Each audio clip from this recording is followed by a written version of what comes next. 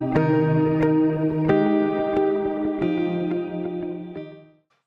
cruz representa tantísimo para nosotros, que es inagotable seguramente en la medida que buscamos y podemos ir descubriendo las verdades y los hechos que representa la cruz de Jesucristo. Cruces hubo otras, hubo muchas cruces, pero solamente la cruz de Jesucristo es la que representa y tiene significado válido y poderoso para nosotros, porque su muerte significa y nos trae la posibilidad de tantos beneficios que antes era imposible. Por eso en esta tarde quiero estar hablando acerca de: por la cruz, libérate de tus generaciones. Quizás el título en sí no le ayude a entender, pero vamos a buscar en la palabra, porque solamente en la búsqueda de la palabra, de la presencia del rostro de Dios y a través de la palabra, que encontramos las riquezas de la bendición de Dios para nuestra alma y para nuestro bienestar. San Mateo capítulo 27, verso 51 dice: y aquí, verso 51, el velo del templo se rasgó en dos, de arriba abajo, y la tierra tembló y las rocas se partieron. Qué tremendo, ¿no? Está hablando del templo de Jerusalén. Estaba lejos el templo de Jerusalén del lugar de la crucifixión, que ya, como tuvimos estos días, hablando, era subiendo la montaña, subiendo un cerro llamado el lugar de la calavera, o también el Gólgota. Eso era fuera de la ciudad. El templo estaba en la ciudad. En toda la naturaleza sucedieron cosas porque Dios tenía que estar señalando y afirmando las verdades que hacen al bienestar, primero a la salvación de nuestras almas y también a liberación y pasos posteriores que traen el beneficio por nuestro bien y por nuestra alma. Acá dice la Biblia que el velo del templo era el segundo velo del templo en Jerusalén. Era el lugar donde solamente podía entrar en el lugar santísimo, y esto es una sola vez al año, y no sin sangre, sino que la sangre del cordero que era expiado por el sumo sacerdote, nadie más. Y para entrar a ese lugar tenía que tener todas las precauciones de obediencia, de cuidado de las direcciones que Dios le había dado, entonces en la santificación personal, en el cuidado de la vestimenta, en la presentación adecuada para estar representando al pueblo que quedaba afuera esperando que Dios acepte ese sacrificio, esa ofrenda que era presentada una vez al año en el lugar santísimo. Nadie del pueblo ni los demás sacerdotes podían entrar, y aún el sumo sacerdote, para entrar en aquel lugar, cuando vamos a los detalles de la Biblia, entraba, en una situación particular, con todas sus vestiduras, su vestimenta, pero tenía una cuerda, ¿no?, que salía desde su cintura bastante larga y que quedaba afuera. ¿Por qué era eso? Porque si la santificación del sumo sacerdote no era la adecuada, iba a morir. Nadie podría siquiera entrar a sacar su cuerpo. Entonces estaba la cuerda para que tiren la cuerda y lo puedan sacar afuera. Qué significación, ¿verdad? Qué significado tan importante. Ahora, el velo se rompió, dice la Biblia, y no porque sí, no porque simplemente, dice la Escritura, y el apóstol que escribe dice, así que hermanos, a nosotros se refiere, teniendo libertad para entrar en el lugar santísimo por la sangre de Jesucristo. Sin leer el contexto para estar obediente, porque tengo varias citas que hacer, la Biblia indica claramente que a partir de la muerte de Jesucristo, el acceso al lugar santo y al lugar santísimo de la presencia de Dios se abrió. ¿Por qué? Porque Él, Jesucristo, dice este escritor a los hebreos, entró al lugar santísimo. En otros versículos dice, entró y no con sangre ajena como los anteriores sumos sacerdotes, sino con su propia sangre. La expiación la hacía Jesucristo. Y no es que Él entró para que, pasado un año, nuevamente la gente, la nación tenga que estar buscando el perdón o la santificación de sus pecados, el perdón de las iniquidades. Dice la Biblia que el camino quedó abierto para que usted y yo también podamos estar accediendo al lugar santísimo de la presencia de Dios. ¿Para qué puede significar eso? Hebreos capítulo 9, verso 3 al 5, describiendo un poquito cómo era ese lugar. Dice, tras el segundo velo estaba la parte del tabernáculo llamada el lugar santísimo, el cual tenía un incensario de oro y el arca del pacto cubierta de oro por todas partes, en la que estaba una urna de oro que contenía el maná, la vara de Aarón que reverdeció y las tablas del pacto, y sobre ella los querubines de gloria que cubrían el propiciatorio, de los cuales cosas no se puede hablar ahora en detalle. El apóstol acá describe que solamente una vez al año y el sumo sacerdote podía estar entrando en forma adecuada para ofrecer el sacrificio expiatorio ante la presencia de Dios. Dice la palabra que estaba en el lugar santísimo incensario de oro, arca del pacto cubierta de oro por todas partes, mesa de oro, el arca que contenía varias cosas. Todo estaba representando primeramente lo que es la pureza, lo que es genuino, lo que no admite mezclas de ningún tipo. El oro, material incorruptible, porque Dios es así. Dios es incorruptible. Él no cambia, no deja que se agreguen cosas que no son genuinas, que no son verdaderas en su lugar santísimo de su presencia. Y en ese espacio estaba el arca que contenía, dice, estas tres cosas: el maná, la vara de Aarón y las tablas del pacto. El maná que representaba la vida, porque Dios le daba al pueblo de Israel en el desierto la vida a través del pan que bajaba del cielo. El maná representaba la vida. Estaba allí en el lugar santísimo. La vara de Aarón, que era la confirmación de Dios al sacerdocio de aquel que él había llamado, que en su tiempo había sido cuestionado. Y el pacto o las tablas de la ley que estaban contenidas ahí, esto es lo que Dios mandó que el pueblo cumpliera para evitar el desagrado de Dios. La ley de Dios estaba en el lugar santísimo.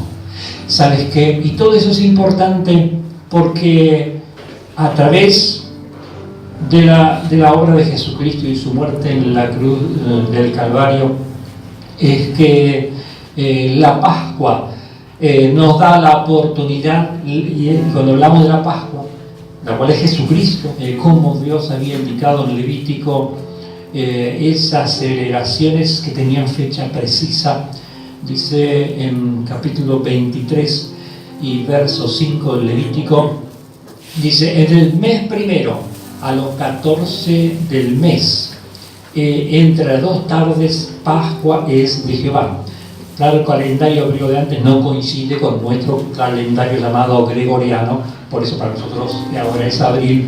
En ese caso era el mes número 1, el primer mes del año, y así fue cuando Jesucristo también celebró con sus discípulos y fue crucificado y muerto en la cruz del Calvario para que un día como hoy estar resucitando de entre los muertos.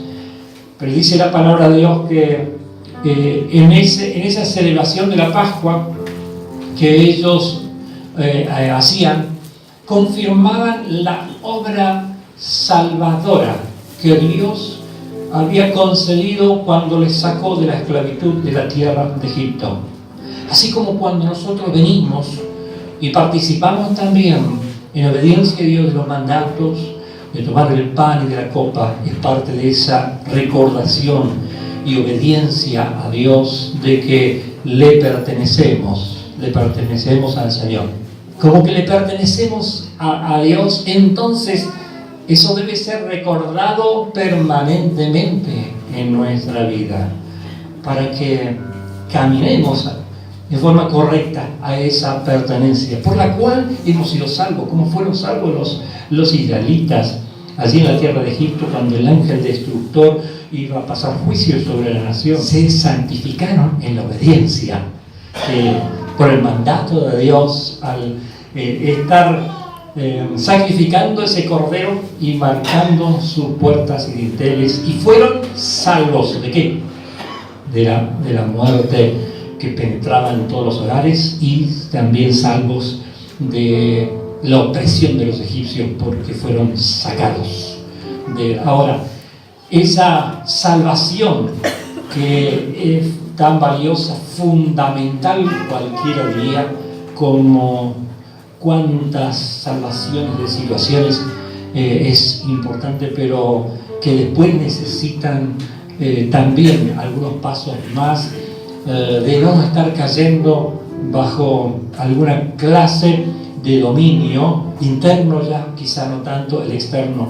Naciones enteras caen bajo dominios internos, no externos, en la época que estamos viviendo, y los internos tienen que ver con fuerzas espirituales y la propia iniquidad en la cual se han sumido las culturas, los pueblos y las naciones. Por eso que Dios, sabiendo esto, cuando ya se establecían en su tierra, y hemos leído del Levítico, vuelvo a leer ahora en otro versículo, le había señalado que había que estar dando otros pasos más para que la obra de Dios se confirme en ellos y ellos sean libres, no ya solamente de una potencia extranjera, sino también de lo que en su interior les podía estar atando, y a que había sucedido en realidad con muchos del pueblo que murieron en el desierto. Dice en el verso 27, capítulo 23 de Levítico, en el séptimo 10 días. ¿Cuánto pasaron? Casi 6 meses aproximadamente, ¿verdad? Será el día de la expiación. No era el mismo día de la salvación, era más adelante. Es parte del proceso de Dios en la vida de las personas. Por eso en esta tarde estoy hablando acerca de determinada clase de liberación a la cual podemos estar accediendo solamente, y que ha sido hecho posible por la cruz de Jesucristo, no antes. De ninguna otra manera era posible antes. Y para llegar a esto se necesita también lo necesario de la obediencia y la presencia. 10 días antes había una preparación, porque cuando vas a buscar algo poderoso en la presencia de Dios, no lo puedes hacer como cuando vas a un comercio o cuando vas a visitar a alguien conocido, y aún tampoco como cuando fueras a visitar el gobernante principal de la nación. Dios es mucho más que todo eso junto.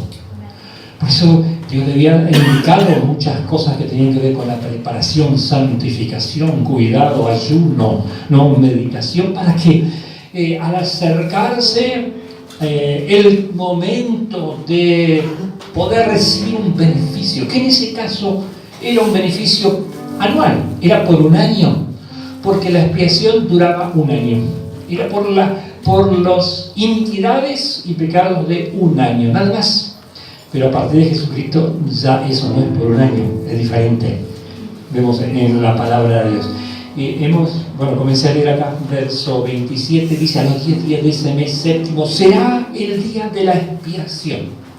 Tendréis santa convocación y afligiréis vuestras almas. Tenían que estar prestando atención en forma, por decirlo así, obligatoria, como la Pascua, también el día de la expiación en forma normal, y que no era en el mismo día y al mismo tiempo. Levítico capítulo 16 dice la Biblia ya hablando acerca de esta expiación, y verso 21 primeramente, y habla del sacerdote o sumo sacerdote que había primero, era Aarón. Dice: y pondrá a Aarón sus 2 manos sobre la cabeza del macho cabrío vivo, y confesará sobre él todas las iniquidades de los hijos de Israel, todas sus rebeliones y todos sus pecados. El sumo sacerdote en el día de la expiación tenía que preparado adecuadamente hacer una confesión delante de la presencia de Dios, para que al presentar esa ofrenda pueda ser aceptada y pueda ser liberado el pueblo de las iniquidades. Cuando hablamos de pecado es una cosa, cuando hablamos de iniquidades es otra, es una cuestión más profunda. La iniquidad tiene que ver con un pecado generacional que se transmite de generación en generación. Es como una semilla. Hay ciertas cosas que se transmiten en la naturaleza física y en la espiritual de las personas. Y tiene mucho que ver entonces con quienes fueron nuestros antepasados, nuestros padres, abuelos, etc. Por eso que todos lo saben hoy en día que hay un parecido físico, pero no solamente un parecido físico, también hay debilidades que se manifiestan en el cuerpo, porque hay una predisposición. Y sabes que esa predisposición no es casual, la causa la iniquidad. Bíblicamente hablando, la predisposición ya sea hacia determinada debilidad del pecado y manifestaciones físicas que son como un patrón generacional, tienen que ver con eso. Por eso la Biblia toma tanta importancia cuando revela y habla por un lado del pecado y por otra parte de la iniquidad. La otra vez leí allí en Salmo 85, donde dice la Escritura: perdonaste la iniquidad y quitaste el pecado. El pecado es algo que Dios, en su favor y en su amor, lo quita. Tomó nuestros pecados y los llevó como si fuera al fondo del mar, como para que no lo veamos más ni nos acordemos más. Pero no dice lo mismo de las iniquidades. Pero hay menciones bíblicas que debemos estar atendiendo para encontrar respuesta, porque la necesidad de ser perdonada la iniquidad. El pueblo de Israel tenía la posibilidad, si era obediente, porque solamente los que eran obedientes iban cumpliendo y buscando el perdón de Dios, recibían perdón de la iniquidad. Y entre ellos están los pecados de la idolatría, del ocultismo y los pecados sexuales. Hay otros más también, pero básicamente encontramos en la Biblia de algunos de ellos que perduran por 10 generaciones. Sí, generalmente aparece en algunos o en parte de los descendientes ese patrón de pecado, de pecaminosidad o de iniquidad. Y el pueblo de Israel tenía la posibilidad de cada año estar lavando su presente y de esa manera su futuro. Porque cuando eran perdonadas las iniquidades, y hará la expiación por el santuario santo y el tabernáculo de reunión, también hará expiación por el altar, por los sacerdotes y por todo el pueblo de la congregación. El sumo sacerdote debía ir con confesión, debía presentar la sangre de un inocente, un animal que moría por causa de sus pecados. Y acá dice la Escritura que debía hacer confesión y debía hacer expiación. por las cosas que estaban al servicio de Dios, por los que servían a Dios, por los sacerdotes. Ya no lo hacían inmune a algún pecado y a la iniquidad. El sumo sacerdote debía hacer expiación por eso. Una persona, el principal del servicio de Dios, tenía que hacer expiación por sus padres, por así decirlo, porque ellos también pecaban, porque ellos también podían haber faltado, no solamente en pecados menores, sino en cosas trascendentales de generación, porque le llama iniquidad la palabra de Dios. Y aquellos que en obediencia buscaban eran ¿qué? Perdonados. Eran perdonados. Y si eran perdonados, ¿qué quiere decir? Que esa consecuencia no iba a continuar siendo transmitida por ellos, por sus personas, a sus hijos y a su descendencia, mientras estuvieran en obediencia. Para la expiación, eso era algo que se realizaba en el lugar, únicamente en el lugar santísimo, en el lugar único, especial y preparado para la búsqueda de la misericordia de Dios en sus vidas. Y en este tiempo que nosotros estamos viviendo, hay mucha transmisión de iniquidad en forma generacional. A su presencia y abriendo el entendimiento para que sepamos cosas que nos están ocultas, porque así sucede. Hay cosas que no aprendemos en forma literal en un seminario cualquiera sea, si lo aprendemos cuando caminamos con Dios y Él nos da la posibilidad de estar entendiendo acerca de estas cosas. Está directamente relacionado con la cruz de Jesucristo, la posibilidad de que mis iniquidades puedan ser cortadas en cuanto al futuro de los hijos. Pero hay quienes también dicen que necesitamos y podríamos que se corten las iniquidades que vienen de nuestros antepasados, y las que vienen de nuestros antepasados como juicio, porque en todo caso hay dos clases, como dije, alguna iniquidad que puede perdurar 10 generaciones, pero en cuanto a juicio Dios estableció 4 generaciones, de forma que no es tan difícil llegar a padres, abuelos y tatarabuelos, y llegamos a la 4ª generación. Hay un autor que habla acerca de poseer nuestra herencia, y es Jules de Pierre. La iniquidad es el pecado impenitente que deja una debilidad espiritual hacia ese pecado en la línea familiar, y se llama iniquidad.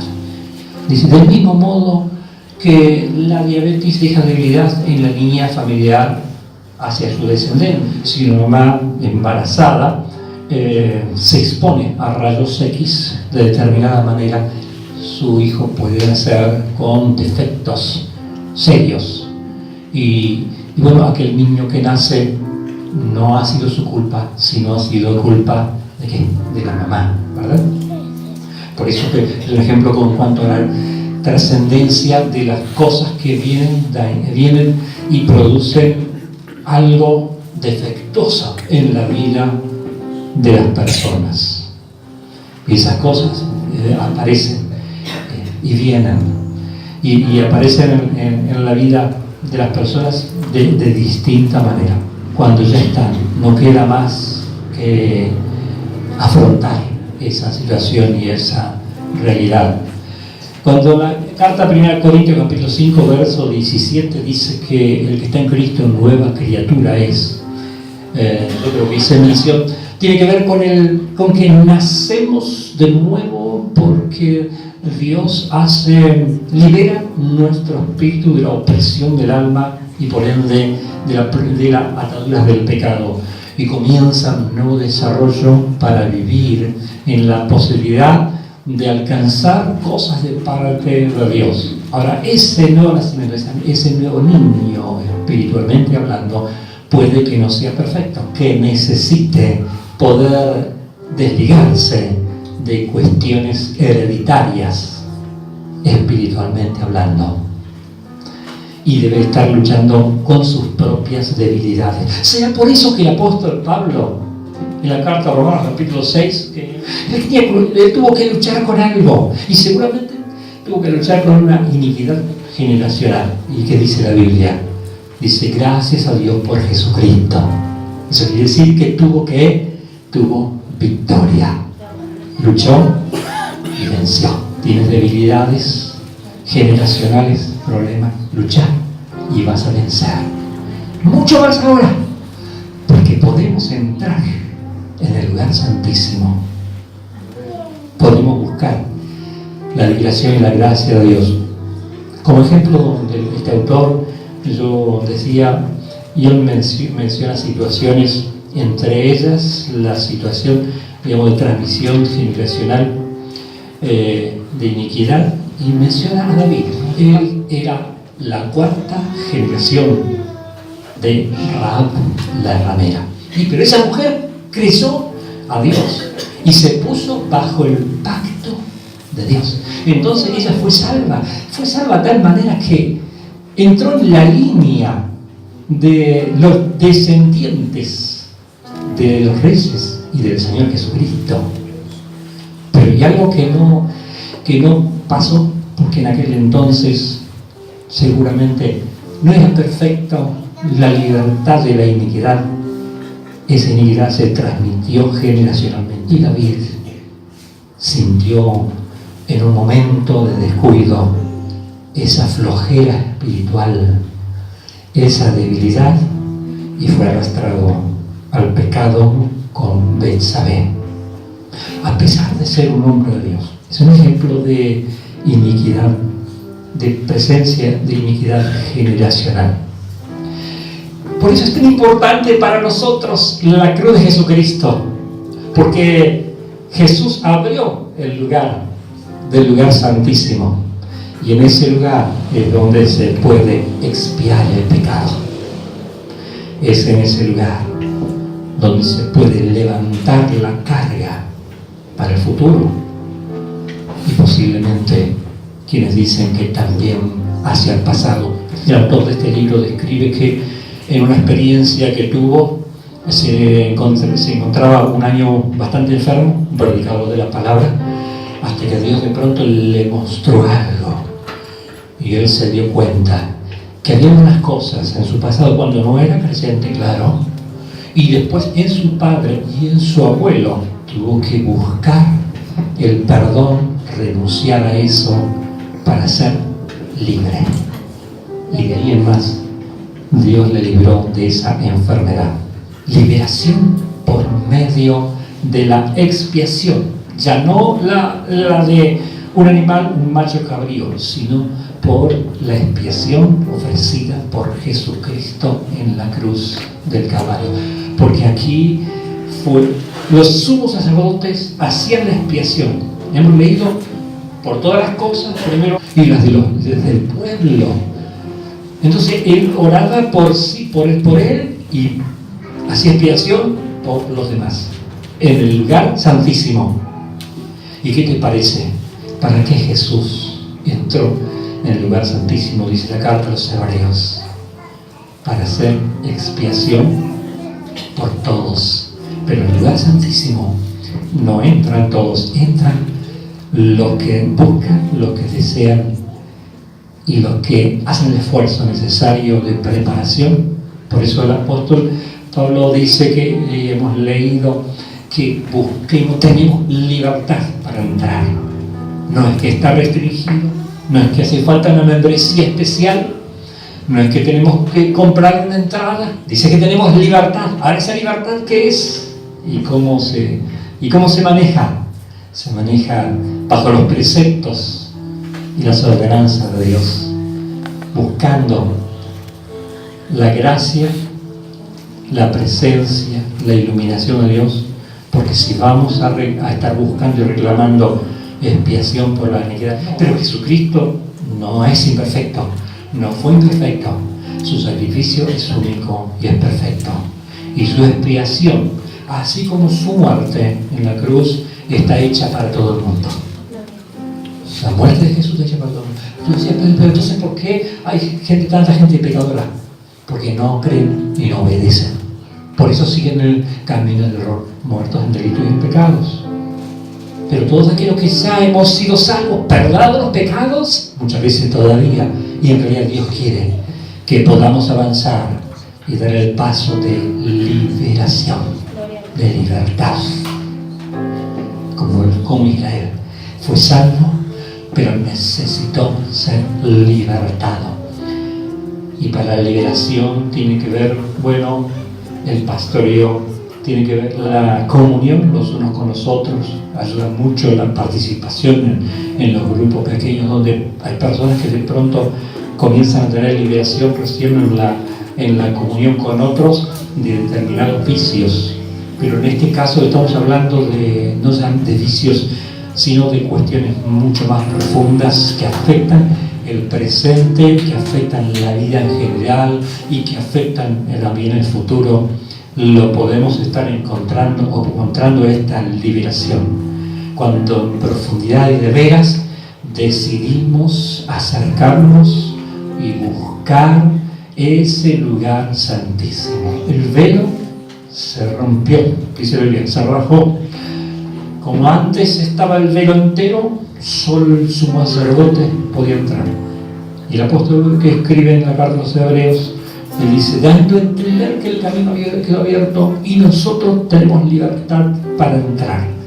Y la garantía, la certeza de que la obra que hizo Jesucristo es suficiente, es fuerte, es poderosa para nosotros y para todo el tiempo, es de que Él no se quedó en la tumba. El ángel les dice, no está aquí, pues ha resucitado, como dijo, venid y ved el lugar donde fue puesto el Señor Jesús. A eso es nuestra paz, visitar la Escritura. Antes estábamos en guerra con Dios, estábamos peleados a causa del pecado. Todo aquel que permanece en pecado siente la lejanía a Dios, le falta, no tiene certeza ni seguridad. Jesucristo pagó en la cruz del Calvario. Eso ya lo hizo en la cruz del Calvario por todos tus pecados y por los míos. Si tan solamente le creemos, el pecado es quitado, dice la Biblia, es quitado y es llevado a lo profundo del mar. Es decir, te lo quita de tu vida, pero también lo quitas de su presencia para verte salvo a través de Jesucristo y en Jesucristo. Pecados hay de diversos tipos y algunos son realmente graves y traen consecuencias en las generaciones, pero lo más importante es comenzar en el camino de la salvación. Con la salvación es suficiente para ir al cielo. Con la salvación es suficiente para ir al cielo. Con la liberación de las iniquidades es suficiente para tener una vida de victoria, de triunfo, de bendición en las verdades, en el camino de Dios. La cruz de Jesucristo, que hace posible que los pecados sean quitados. Gloria a Dios. Gracias, Jesús. Escuchamos estas noches que la cruz también representa el amor de Dios para sacarle